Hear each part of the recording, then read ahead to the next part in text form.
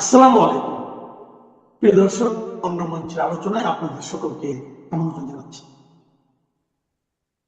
যথারীতি আজ শুক্রবার আমাদের সঙ্গে অতিথি হিসেবে আছেন সাংবাদিক ও কলামিস্ট জনাব আনিস আলমগীর। জনাব আনিস আলমগীর, আপনাকে স্বাগত জানাচ্ছি।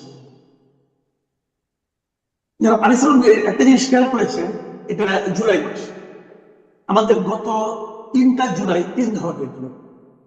এবার 2026 জুলাই, এর আগে 25 জুলাই ছিল অন্তর্বর্তীকালীন সরকারের আমলে, এবং 2024 জুলাই ছিল একটা আন্দোলনের। এই সময়টা 3 তারিখ, 2 তারিখ, 3 তারিখ একটা আন্দোলনের শুরু হতে যাচ্ছে। এবার ইসলাম, জামাতে ইসলাম তারা বলেছে যে জুলাইকে, এই আন্দোলনকে রাষ্ট্রীয়ভাবে পালনের জন্য তাদের দাবি, এবং সেটা সরকার ঠিকঠাক মতো করছে না বলে তারা হতাশ করেছে, ক্রোধ জ্ঞাপন প্রকাশ করেছে। কেন করা হচ্ছে? তো এই যে জুলাই চেতনার কথা বলা হচ্ছে, আমরা বারবার শুনে আসছি জুলাই চেতনা, তারপরে এর আগে শুনেছি মুক্তিযুদ্ধের চেতনা। আপনার কি মনে হয় না যে এই যে চেতনার যে রাজনীতি, এই রাজনীতিটা প্রকারান্তরে মানুষের মধ্যে এক ধরনের বিভক্তি নিয়ে আসছে? অবশ্যই সেটা বিভক্তির বিষয় না। বিষয়টা হচ্ছে চেতনাটা কি, চেতনা কি গাছে ধরে, এটা কি ফল না আকাশে উড়ে?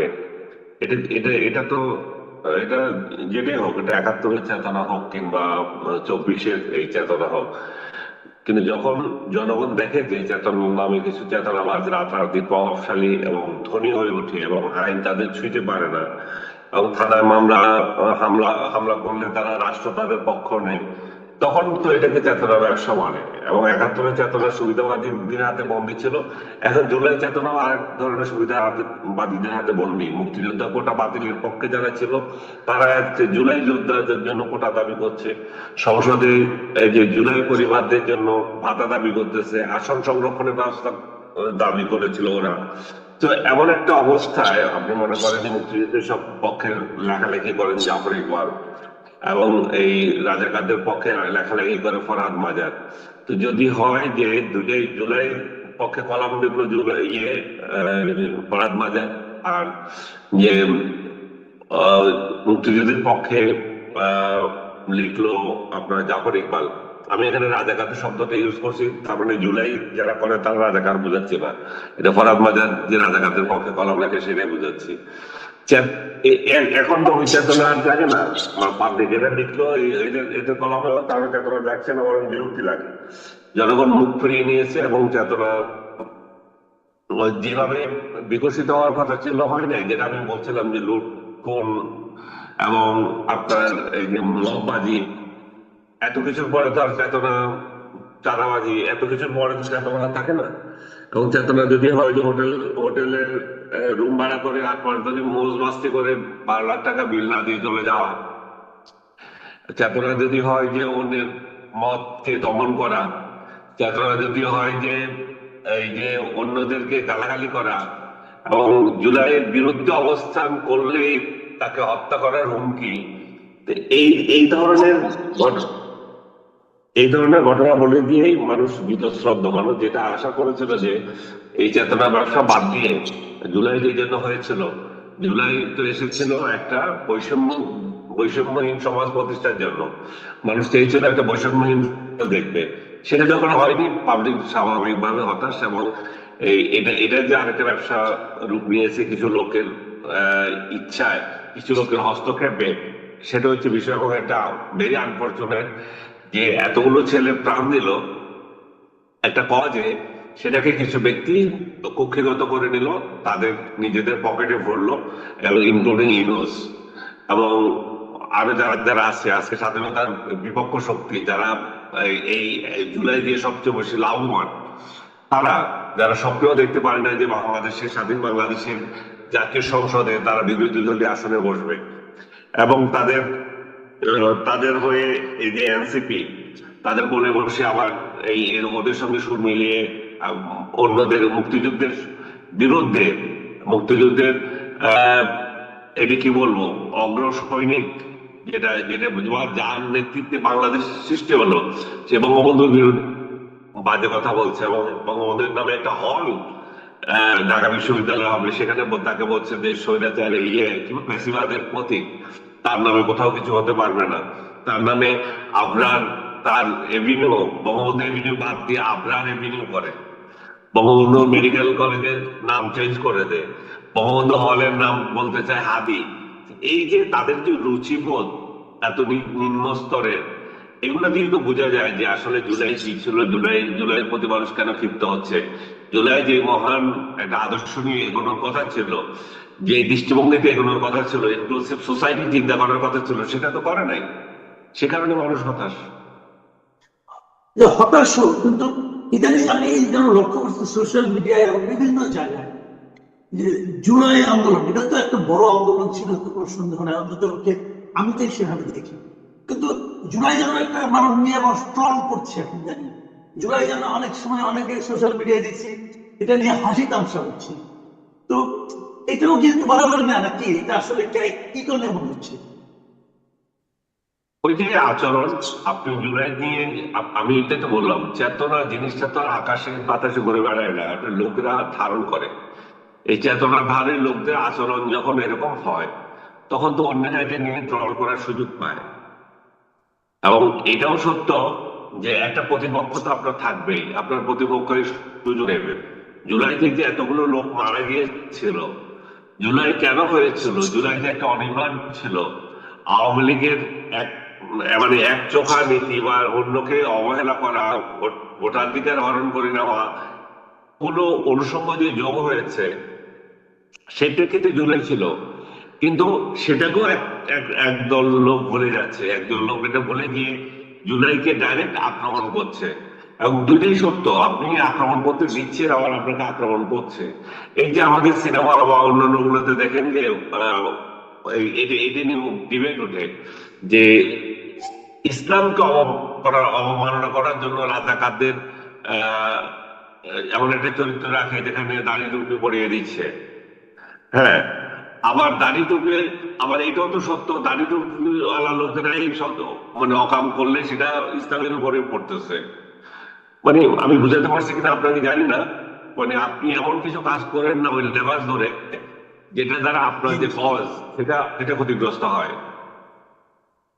আচ্ছা, এটা তো সত্য, আপনি তো মানে 24 জুলাই ঢাকাতে ছিলেন, রাজপথে ছিলেন, আমরাও ছিলাম। আমরাও আমাদের মধ্যে একটা প্রত্যাশা কাজ করেছিল, সাধারণ মানুষ ছিল একদম অতি সাধারণ, যার দিকে রাজনীতি সম্পর্কে কোনো ধারণাও নাই, তারাও ছিল। কিন্তু তাদের মনে একটা প্রত্যাশা ছিল, একটা আকাঙ্ক্ষা ছিল। তো সেই আকাঙ্ক্ষা যে মিটলো না, এর জন্য আপনি মানে মোটা দাবি বলে আপনাকে আপনি মানে কয়েকজন লোককে যদি বলেন যে এদের কারণে হলো না কাজটা, এদের কারণে সেই প্রত্যাশা বাস্তবায়ন হলো না, আপনি কাদের কথা বলবেন, কার কারণে হলো না? মানে নষ্ট করে দিল কে এবার কাজ? নাম্বার ওয়ান, ইউনুস, যাকে দায়িত্ব দেওয়া হয়েছিল। এখন ইউনুসের কথা আসলে বলবো যে আপনি ইউনুসের কথাই বলেন, কার কথা বলবো রে ভাই? আমি শায়েস্তাকার কথা বলবো। ইউনুসই তো জুলাই পুরোটার সাথে জড়িত ছিল। তো ইউনুসই একটা শাসন চালিয়েছে, এর চেয়ে নিকৃষ্ট শাসন বাংলাদেশ আর কখনো দেখেনি। তো সমালোচনা করলে তো ইউনুসের নাম এমনি চলে আসে। আজকে একজন আমার একটা বই পড়ছে, এখন বলবো যে আপনি এটা সমালোচনা, আমি দেখি আপনার পাঠকরা দেখে কিনা। এই যে এটা হচ্ছে যে ইউনুস ফাইল, আপনি পড়তে পারছেন কিনা জানি না, দেখবেন উল্টা দেখাচ্ছে। হ্যাঁ, হ্যাঁ, আমি দেখেছি বইটা, ভালো আছে আপনি। হ্যাঁ, এই বইটা আমি দেখেছি। হ্যাঁ। তো ইউনুসের অপকর্মের দলিল যদি বের হয়, ইউনুসের অপকর্মের দলিল যদি পাবলিক জেনে যায়, এটা রাগ করার তো কিছু নাই। এবং ইউনুস যে অপকর্ম করেছে, ইউনুসকে আমরা সবাই একটা দেবতা মনে করে একটা ক্ষমতায় বসেছি। এবং সে জুলাই যে চেতনাগুলো, জুলাই যে বৈষম্যহীন বাংলাদেশ তৈরি করার যে দায়িত্ব তার ছিল, সেটা তো সে করে নাই। জুলাই যে একটা বৈষম্যহীনতার বিরুদ্ধে এসেছিল, সেটাই তো সে ভুলে গেছে। সেটা বলেই তো সে কোটার জন্য কোটা আবার কোটাতে গিয়েছে। সে এটাই যেন জুলাই যোদ্ধাদেরকে মুক্তিযোদ্ধাদের সাথে তুলনা করছে, যে জুলাই যোদ্ধা, জুলাই বিপ্লবী, জুলাই কিছু একটা নাম দেন আপনি, এগুলো অভ্যুত্থান না বলেন, কিছু একটা বলেন, বা বলতেই হবে কেন? আপনার সার্টিফিকেট লাগবে কেন? আপনি সার্টিফিকেট দিবেন কেন? 90টি যারা আন্দোলন করছেন তাদেরকে সার্টিফিকেট দিয়েছিলেন, আপনি সার্টিফিকেট ব্যবসা শুরু করছেন কেন? আপনি এটাকে তালিকা করেন, ভুয়া ভুয়া লোকদেরকে আপনি যোদ্ধা বানিয়ে এদের এদের নিয়ে ব্যবসা করতেছেন। এবং একজনে বলে 1400 মারা গেছে, আরেকজনে বলে 834 জন মারা গেছে সরকারি হিসাবে, আপনি 1400 মানে পানি দিচ্ছেন, ইউনুস বলে 1500, সে আরো 100 বাড়াই বলে। তো কোথায় তার কোনো হদিস দিতে পারেন না। সবগুলো মিলে মানে একটা এমন একটা গোলমেল অবস্থা তৈরি করেছে। মানে মোটা দাগে একটা জিনিস হচ্ছে যে জুলাই হয়েছে সেটা সত্য, জুলাই কি কারণে হয়েছে সেটাও সত্য, জুলাই এ লোক মারা গিয়েছে, অ্যাট্রোসিটি হয়েছে সেটাও সত্য, কিন্তু জুলাই যে আকাঙ্ক্ষা ছিল সেটা কোনোটাই সত্য নয় এখন আর। সেটা হচ্ছে ব্যক্তি বিশেষের লুটপাটের একটা বিষয়, এবং ইউনুসের পকেট ভারী করার বিষয়, ইউনুসের ব্যক্তিগত স্বার্থের বিষয়, ইউনুসের মামলা আহ, বাতিল করার বিষয়, তার প্রতিষ্ঠানকে 2019 সাল পর্যন্ত কর মুক্ত করে দেওয়ার বিষয়। আচ্ছা বলেন, আমরা কর দেবো, ইউনুসের প্রতিষ্ঠান কেন 2019 সাল পর্যন্ত কর দেবে না? এগুলো কি জর্জরিত ঋণে আছে? না, এটা তো লাভজনক প্রতিষ্ঠান। ইউনুস এমন একটা বাটপার, সে এমন বাটপারি করে গেছে, এবং এগুলো বললে বলে যে আপনি বলেন, এগুলো বলতেছেন আপনারা। জুলাই যদি ক্ষতি করে থাকে ইউনুসের আমাদের প্রতিষ্ঠান মানুষের মধ্যে যে প্রত্যাশাটা ছিল, সেই প্রত্যাশা তো মানুষের মধ্যে এখনো আছে। ডক্টর ইউনূসের সরকার এখন নাই, এখন হ্যাঁ, নতুন একটা সরকার এসেছে, এবং এই সরকারটাও আমি মনে করি মানুষের প্রত্যাশা অনুযায়ী এসেছে। তো হ্যাঁ। এই সরকারের যে কর্মকাণ্ড গত 4 মাস ধরে আপনি দেখছেন, আপনার কি মনে হচ্ছে যে তারা জুলাইয়ে মানুষের যে প্রত্যাশাটা ছিল, যে প্রত্যাশা নিয়ে মাঠে নেমেছিল, সেই প্রত্যাশার অনুকূলে, সেই প্রত্যাশার বাস্তবায়নের জন্য একটা কাজ করছে? না, এটা হচ্ছে না, কারণ হচ্ছে ইউনুসের ধারাবাহিকতা তৈরি করে দিয়ে গেছে, এটা তো রাতারাতি আপনি চেঞ্জ করতে পারবেন না। ইউনুস জুলাই বিরুদ্ধে প্রথম এই জিনিসটা তৈরি করে দিল, ইনক্লুসিভ সোসাইটির ধারণা বাদ দিয়ে দিল, সে ইনক্লুসিভ নির্বাচনের ধারণা বাদ দিয়ে দিল, মানে একক একক করতে চাইলো, যেটা শেখ হাসিনা করতেন, যে আমার দলে করবে আমরাই নির্বাচিত হবো, সে একই স্টাইলে বিএনপি এবং বিএনপি সমানাদের নিয়ে ইলেকশন হবে, তারাই জিতবে। তো এই যে ইনক্লুসিভনেস ছেড়ে গেল, এই যে বৈষম্যহীনতার কথা বলে বৈষম্যের মধ্যে দিয়ে শুরু হলো, এগুলোতে বিএনপি এখন চাইলেও রাতারাতি ঠিক করতে পারবে না। এবং বিএনপি মূলত ওই ওই ওই ফুটেজে তো হাঁটতে, মানে ওই ফুটেজ স্টেপসে তো হাঁটতেছে। এটা তো নতুন নতুন কিছু তারা যে দেখাতে পেরেছে এখনো পর্যন্ত তা নয়। তাহলে ইউনুস নামায় ইউনুস অধ্যায় চলতেছে, এবং ইউনুসের বিরুদ্ধে তারা কোনো অ্যাকশনই নিচ্ছে না। যদি এখানে ইউনুসের বিরুদ্ধে কোনো অ্যাকশন নেওয়া হতো, তার তার সাংবাদিক চুরিতে নিয়ে তুলতে হতো, তাহলে এখানে একটা অধ্যায় আপনি মানুষ আশা করতে পারতো যে না, নতুন কিছু হচ্ছে, বা গভর্নমেন্ট মেশিনারি যে যারা আছে তারা সতর্ক হতে পারতো। তারা দেখছে যে এটা এসে আগের শাসন, যে 1/11 যে শাসন ছিল সেটা শেখ হাসিনা যে জারি রেখেছিল, সেই ইউনূসের শাসন যেটা সেটা তারেক রহমান জারি রেখেছেন। নতুন কোনো কিছু এখন চেঞ্জ আসতেছে না, মানুষ বা ওনারা হয়তো চেঞ্জের চেষ্টা করছেন, কিন্তু মানুষের চোখে সেটা পড়ছে না, পড়ার মতো কিছু করছেন না এখনো। তাহলে আমাদের, আপনি বলতে চাচ্ছেন যে আমাদের জুলাইয়ের 2য় বার্ষিকীতে এসেও মানুষ এক ধরনের অনিশ্চয়তার মধ্যে আছে, মানুষকে আরো অপেক্ষা করতে হবে? অনিশ্চয়তা তো অবশ্যই, দেশটা কিভাবে চলবে সেটা অনিশ্চয়তা। শেখ হাসিনা আসবেন বলেন, বলে সেটাতে একটা হুমকি, এবং এবং ওনাকে আনার জন্য আমার এক ধরনের কথা বলে, আর উনি আসবেন বললো আবার হুমকি ভাব করছে, মানে ভাব ধরছে অনেকে, আর মানে দেখিয়ে দেবো কিভাবে আসে। তো দেশটা আসলে কোন দিকে যাবে, এবং এটা সবারই একটা কথা, সব রাজনৈতিক দলগুলো যদি ঐক্যমতে না হয়, তাহলে এখানে বিনিয়োগ বাড়বে না, এখানে আস্থা, রাজনৈতিক স্থিতিশীলতা আসবে না। আর রাজনৈতিক স্থিতিশীলতা না যখন আসবে না, তখন তো একটা অনিশ্চয়তার মধ্যে থাকে। তার মধ্যে আবার শুরু হয়েছে কলমা খচিত পতাকা উড়ানো, এই যে নানা ধরনের এলিমেন্ট যোগ হচ্ছে একটার সাথে একটা। তারপরে সোশ্যাল মিডিয়ায় অসহিষ্ণুতা, হ্যাঁ, এরে মারো এরে ধরো। আজকে আমি দেখলাম যে আপনার আমার পরিচিত ব্যারিস্টার শাহরিয়ার, সে হুম। সে আমাদের বিরুদ্ধে লিখছে যে এদেরকে প্রতিরোধ করার মিথ্যা কথা বলে। সে নিজেই মিথ্যাবাদী, সে নিজে বোকা, এবং এমন এবং এই ছাগলটার সাথে টকশোতে যাওয়া বন্ধ করে দিয়েছে। আপনাকে তো বলেছি, আমাকে যে যতজনই ডাকে আমি বলি যে এই ছাগলের সাথে কিছু talk show, it does not mean that আমি তার রাজনৈতিক আদর্শের সাথে আমার অমিল আছে, সেটা না। রাজনৈতিক আদর্শের অমিল তো থাকবে, আমরা কথা বলবো, কিন্তু ও কি বলে, কি শুনে, কি কোনো আগা মাথা নাই। আপনি যদি একটা কথা বলবেন যে এই দেশ এই এই এই সবজি, মানে কোনো একটা, মানে বললেন যে গরুর মধ্যে কোলেস্টেরল আছে, গরুর খাওয়ার স্বাস্থ্যের জন্য ভালো না, সে তখন বলবে যে টেলিভিশনের মধ্যে কোলেস্টেরল আছে, টেলিভিশন দেখা ভালো না। এই ধরনের ছাগল এর সাথে কি তর্ক করবো? আমি দেখি যে এই ছাগলটা নিয়ে যায় আপনার গার্ড নিয়ে ঘুরে, সরকারি গার্ড নিয়ে ঘুরে, সে সরকারি গার্ড নিয়ে ঘুরে আর আমাদেরকে প্রতিহত করার ডাক দেয়। কত বড় সাহসী সে বীর পুরুষ! হ্যাঁ, যে টকশোতে যায় গার্ড নিয়ে, এগুলো নামাজ পড়তে যায় গার্ড নিয়ে। গত সপ্তাহে আমার সাথে নামাজেও দেখা হয়েছে। সে এই যে অসহিষ্ণুতা, এই যে মানে উস্কানি, এই এক শ্রেণী উস্কানি দিচ্ছে, এই এই আপনার এইটা যদি চলতে থাকে, মনে করেন তার কথাই আমি ধরলাম, একটা একটা শেখ হাসিনার সরকারের পতনের পর সে হঠাৎ আবির্ভূত হলো। হ্যাঁ, সে এবং আরো দুই চারজন চোখ মুখ ফুলে ফুলে কথা বলে, এগুলো নাম উচ্চারণ করতে আমার ঘৃণা হয়। তো এরকম দুই চারজন আবির্ভাব হলো। এরা কোথা থেকে উদয় হয়ে গেল, এরা কোথায় কোন বিপ্লব করলো আমরা কেউ দেখি না কোনোদিন। শেখ হাসিনার বিরুদ্ধে একটা শব্দ উচ্চারণও দেখি নাই। এরা এক একজন বিরাট বিপ্লবে এখন আবির্ভূত হয়েছে। তো আবির্ভূত হয়েছিস, তার বিদেশে যেগুলো আছিস, তোদের যেগুলো যেগুলো তোদের মুরব্বী আছে, তো সরকার তো পতন হয়ে গেছে, দেশ স্বাধীন হয়ে গেছে, তোরা তো এই দেশে স্বাধীন দেশে চলে আয় সবাই, এবং স্বাধীন দেশে স্বাধীনভাবে কথা বল। স্বাধীন দেশে কেন তোকে নিয়ে ঘুরতে হয়, এটা পুলিশ পাহারা নিয়ে ঘুরতে হয়? এত একটা সুন্দর আচ্ছা, দেশ। আমি একদম শেষ প্রশ্নটা করতে চাই, আপনি যদি ছোট করে একটু বলেন। মাঝখানে গত কয়েকদিন আগে দেখলাম আমরা যে শেখ হাসিনার একটা ইন্টারভিউ প্রচার করে উনি বললেন যে উনি এই বছরের মধ্যে ফিরতে চান। এই কথাটা শোনার পর আপনার মনে কি প্রতিক্রিয়া তৈরি হয়েছে, আসলে বাস্তবতা কেন? আমি আমি জানি না উনি কোন অ্যাঙ্গেলে বলেন।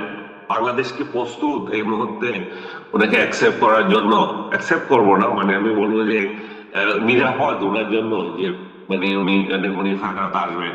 এবং এই ধরনের পরিস্থিতি কি তৈরি হয়েছে মাঠ পর্যায়ে? কি সাধারণ মানুষ ওনার জন্য অপেক্ষা করছে? এখন দলীয় দলীয় লোকেরা তো তার জন্য অপেক্ষা করবে, এটাই স্বাভাবিক। এবং উনি চরম জনপ্রিয় ওনার দলের মধ্যে। উনি আনপ্যারালাল, ওনার ওনার প্যারালাল দলের মধ্যে নাই। কিন্তু আপনি যখন একটা অভিযুক্ত হয়েছেন, আপনার বিরুদ্ধে যখন মামলা হয়েছে, এখন কারাদণ্ড আছে, তো এরকম পরিস্থিতিতে আপনি যখন আসবেন, তখন এটা মোকাবেলার জন্য আপনার যে জনসমর্থন দরকার, সেই জনসমর্থন এখনো প্রকাশ্য না। আপনার যে দলীয় সমর্থন আছে, সেটাও এখনো অনুকূল পরিবেশ না রাস্তায় নামার। তো এই ক্ষেত্রে উনি কিভাবে আসবেন বলেন আমি জানি না। বাট ওনার মধ্যে পাগলামিও আছে, যেমন 111 সরকার ওনাকে দেশে আসতে দেবে না, যে গো ধরেছিল, যে উনি কিন্তু সেই এটাকে ঠেলে কিন্তু চলে এসছেন শেষ পর্যন্ত বাংলাদেশে। তো এখানে ইন্টারন্যাশনাল খেলোয়াড়দের ভূমিকার উপর নির্ভর করে। তারা যদি তাকে সাপোর্ট দেয়, সে ধরনের পরিবেশ যদি থাকে, উনি আসতে পারবেন। নতুবা এটা রাজনৈতিক বক্তৃতা হিসাবে আমি মনে করবো। জি, অনেক ধন্যবাদ জনাব আনিস আলমগীর। প্রিয় দর্শক, আপনারা শুনলেন আনিস আলমগীরের মন্তব্য বিভিন্ন বিষয়ে। আপনাদের কেমন লাগলো জানাবেন। সবাই ভালো থাকবেন, এখন এ পর্যন্ত।